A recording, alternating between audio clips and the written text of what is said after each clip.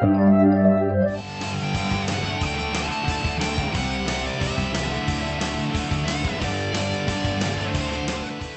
has a long history of making agile sports cars, but let's say you need a little more utility.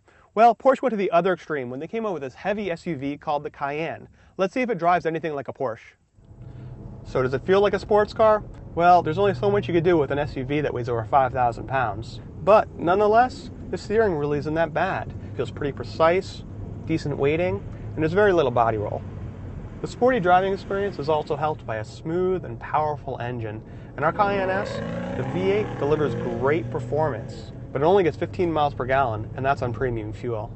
There's also a V6 model and a twin-turbo V8 if you really want a lot of power. Other than the sporty exhaust note, there's not much noise in here. The ride is pretty stiff, transmits a lot of road imperfections right into the cabin.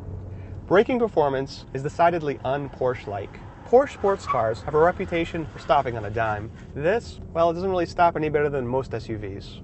The Cayenne could tow a pretty heavy trailer, and does it easily. With its low-range gearing, the Cayenne can go off-roading. It made it up a rock hill pretty well, but it's limited a bit by traction and ground clearance. The interior of the Cayenne, well, it's pretty Porsche-like, which means it's fairly nicely finished. However, there's a bunch of odd quirks about it. First of all, the ignition key, it's not on the right side like you normally expect it. It's over here on the left. Plus, the controls, well, there's just a whole array of odd little buttons here. Some other things that might remind you that you're in a Porsche are very, very expensive options. For instance, this car comes with a $1,200 option that gives you brown-face gauges, and it costs $2,600 to get backup sensors and a rear-view camera. And the rear-view camera, it's really, really odd too. It's this overcomplicated retractable camera. When I put it in reverse, I could hear it open up, but I still don't see anything until I turn the radio on. The front seats, they're comfortable, they're supportive, but they are a bit narrow. So if you're a little bit wider, they might be too tight for you.